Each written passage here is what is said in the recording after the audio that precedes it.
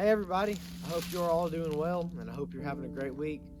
For this short video, I would like to just look at 2 of the 5 points that J.P. Moreland has discussed in his book, and I want to examine how a lot of those have related to the church and how anti-intellectualism in the church has kind of infiltrated and caused a lot of problems without us even realizing it. And I also want to kind of reflect on how that's kind of affected my life and a lot of our lives personally. I know we can all kind of relate to this, and so I hope this will be good. And anyway, we're going to talk about some fun stuff. So the very first thing, or the first point that I would like to address is his point that anti-intellectualism has spawned an irrelevant gospel. And this point's really just intriguing to me because I've seen this time and time again. Actually, just today I was talking to some people I know, and they were talking about this church over in DeKalb County, I believe it was, not far from us at all, that is one of these inclusive, affirming churches, and they talk about how there is no like transcendent truth, and how is there no like absolute truth, and morality is this and morality is that, and they're playing into all of these just secularistic and materialistic verbiage. They're putting that onto their Christianity, and they're talking about how the gospel, it doesn't have anything to do with your sin, and it really doesn't have a lot to do with Jesus, and they're talking about how it's just you seeking a feeling, and that is the literal direct cause of anti-intellectualism. Now, in most cases, the irrelevant gospel that we see isn't that bad, but we see this taken over in America a lot and in Western culture. So it's something that we must very carefully look out for and fight against. And so, kind of diving into that, there's 2 ways I would kind of like to spin this. The first way is that us having a false understanding of the gospel, or us understanding an irrelevant gospel, if you will, has made Christians as a whole lazy. And it's made it to where we base all of our actions off of our feelings. And so we see in, I believe it is Romans 10, it's one of the earlier chapters in Romans, where Paul basically asks the question. He says, how will they hear if nobody goes and preaches? And how is there going to be a preacher if nobody sends them? And he kind of breaks down this whole thing. But the main point Paul is making there is somebody has to go. And so in our culture and in our society, it's a lot of, maybe somebody else will go. And you're sitting back and looking and saying, well, I hope somebody else goes and reaches those people. And that's not how it should be at all. We should be able to say, well, I don't feel like doing this, or I don't feel like going out and evangelizing, or I don't feel like studying to evangelize, but I'm still going to go do it. And in chapter 2 of the book, I believe it was, we see where Moreland really outlines Jesus' approach to talking to people who believe different than him. And this really blew my mind. So in Matthew 22, we see that the Sadducees went up to Jesus and they asked him the question about the woman who, I believe it was 7 brothers, who she married, and they asked Jesus, who's she going to be married to in the resurrection? And they asked him this to kind of trip him up, and Jesus, the first thing he did was, he said, there's not going to be any marriage in the resurrection. He didn't let their argument get off the ground. He kind of destroyed it there. But then what Jesus did, and this is kind of how I'm going to tie this in here, Jesus, he didn't use a book of the Bible like Daniel that they don't accept, that the Sadducees didn't accept. Jesus used some statements and some quotes from books of the Bibles that the Sadducees did accept. And so Jesus said, I am the God of Abraham, Isaac, and Jacob. And he used a few of those things, and he used that to show like there is going to be a resurrection. And he used the verbiage there. We don't have time to get into all of it. It's in chapter 2 of the book if you want to go check it out. But what Jesus was showing, or what we can learn from Jesus there, is that he knew who he was talking against. Why?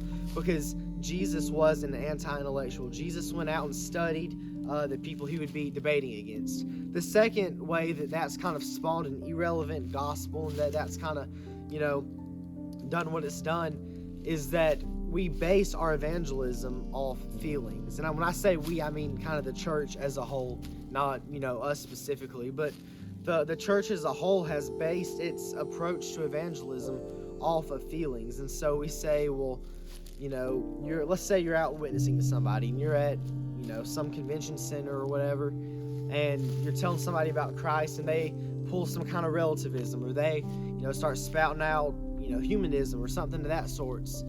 And when we don't really know how to combat that, and we don't really know what to say because we're not grounded in the facts, we're not grounded in, Jesus. We're trying to ground our arguments in our emotions and in our feelings. Or somebody says, that may be true for you, but it's not true for me. I don't feel like Jesus right now. And we don't know how to combat that because we're basing our whole approach off of feelings. And so I would really, really like to see the church as a whole, through, institutions and through different learning methods and reading and preaching from the pulpit, Sunday school lessons, small groups, all these things. I'd like to see the church tie in education back into witnessing and make it to where people are excited to learn, and then once they're excited to learn, they have a boldness to go witness. And that ties us perfectly into the second point I would like to discuss, which is anti-intellectualism has caused a lack of boldness, or it has created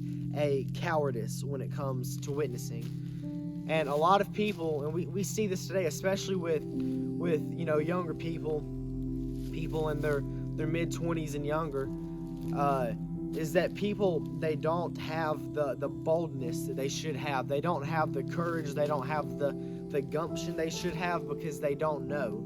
And so the Jehovah's Witness comes to somebody's door, or the Mormon comes to somebody's door. I like Mr. Moreland, he said that when the cultists come to their door, I thought that was kind of funny. So when these people come to their door, Christians don't know what to say. A Christian wants to go out and evangelize and witness to people. They go out, the second they're met with any opposition, they don't know what to say.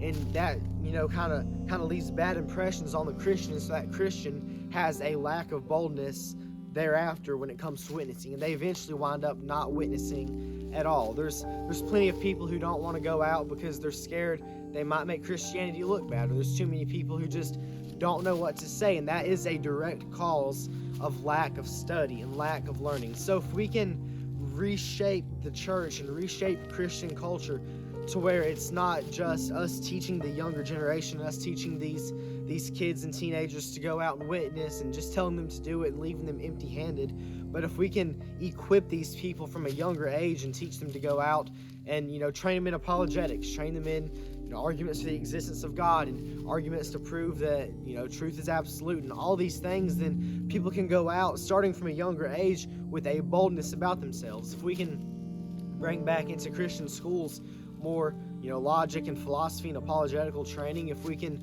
bring into Sunday schools and bring into youth ministry more of those things, then people are from a young age going to want to go out and witness, and they're going to tell their classmates and their friends about the Lord, and that's going to raise up a whole new younger generation of Christians. And then when it comes to older people and new converts, some people just aren't going to want to learn at all, and that's just between them and God. We can't force anybody to learn, but we have a new convert. They should be hungry. They should have a desire to serve the Lord, and a desire to get to know the Lord, and that's a perfect opportunity for us to use these tools to teach them about the Lord. And so to kind of wrap this video up, because I don't want to make it too long, I think the greatest way that we could help people, the greatest way that we could encourage evangelism, the greatest way that we could spread the true gospel and the right gospel, and that we can show others to Christ, if we had only one really method or one word or one message to get out to people, it would be just to learn, to study, to learn about the Lord, to learn about how to witness and all these things, but then go as far as to say, learn about who you're going to be talking against, learn about what the Mormons believe, learn about what the Jehovah's Witnesses believe, learn about what the atheists believe, learn about what the humanistic secularists believe, learn about kind of what the New Age spiritual things are, learn about all these things, and that way we can go out and we have a all-encompassing view of them, and so we can attack them, or not attack them, but we can break down their bad philosophy and bad ideas from all these different sides. And so hopefully everybody else will kind of have some of the same ideas. I look forward to seeing what everybody else has to say, and hopefully we'll be seeing each other soon.